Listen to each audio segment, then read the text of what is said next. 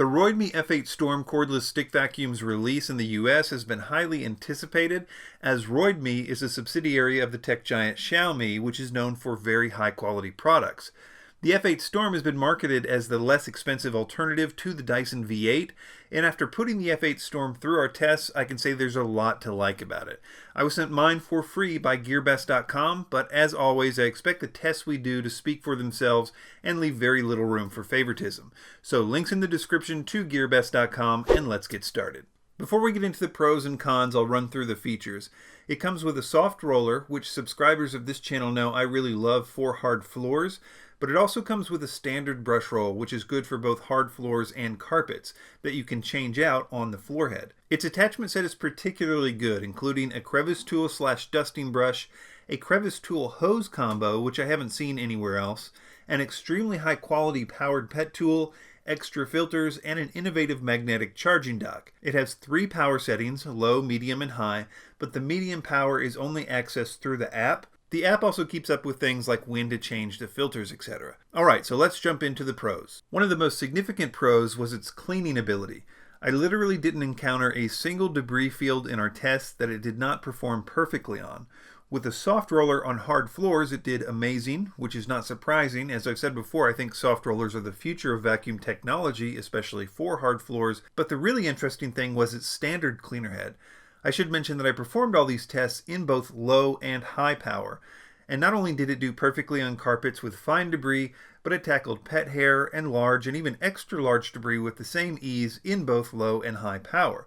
On hard floors where cordless vacuums typically struggle, it again surpassed expectations. It perfectly picked up fine debris, including the difficult to pick up sand, pet hair, and large to extra large debris in both low and high power. Compare this to the Dyson V8's motor head on hard floors, and you can see why I'm excited by it. Another big pro is that it's a sealed system with HEPA filtration, which is only available with premium vacuums past a certain price range, and as you can see, it's not very common with most cordless vacuums, so it's a big pro. Its power was a pro. We measured the suction at 80 inches of water lift, which is extremely rare for a cordless vacuum. In fact, it was way higher than all the budget cordless vacuums and even most premium cordless vacuums. Its airflow was measured at 24 CFM on low, 31 on medium, and 37 on high at the wand, which again puts it at the top of the list for budget cordless vacuums, though slightly behind the Shark IMP50 and the Dyson V8 and V10, at least on its high power.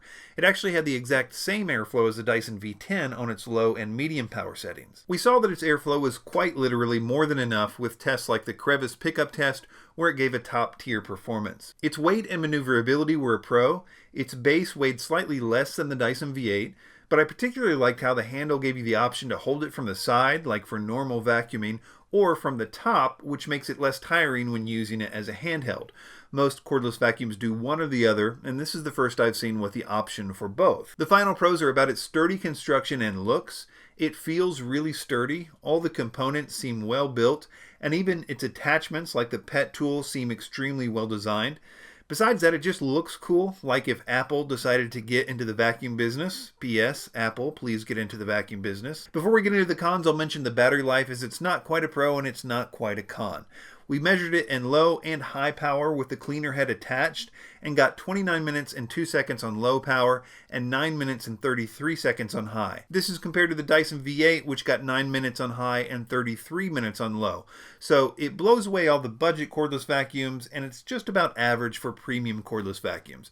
I didn't have time to measure the medium power, but I'll test it later and make a note of it in the description. So, moving on to the cons. Almost all my cons have to do with the Dustbin. It's pretty small at 1 2/3 cups. This is compared to the Dyson V8 at 2.5 cups. And though I liked that it was easy to disassemble for cleaning, it is prone to debris getting stuck in the upper portion, especially with pet hair, so it's best to just open it from the top, remove the filter, and empty it that way in most cases. Also, you do have to remove the dustbin to empty it, and you have to be pretty precise when putting it back. The other con is that changing the brush roll from the soft roller to the standard roller is mildly annoying, but the bright side is that because its standard brush is so amazingly good at hard floors, there's almost no reason to ever change it to the soft roller unless you have exclusively hard floors in your home, in which case there's no reason to ever use anything but the soft roller. So the Roidmi F8 Storm is one of the best floor cleaning cordless vacuums I've tested. There was literally nothing it couldn't pick up in our tests, which is very rare. It's also a solidly built, completely sealed system with the best standard attachment set I've seen yet. It's also the least expensive premium cordless vacuum we've tested. So check the links in the description to gearbest.com. I'll also include a coupon code which is good for an additional 19% off, which is valid through the end of October 2018. And if I get another code, I'll include it down there as well. Consider a like or a subscription to Vacuum Wars if this video helped you out, and thanks for watching.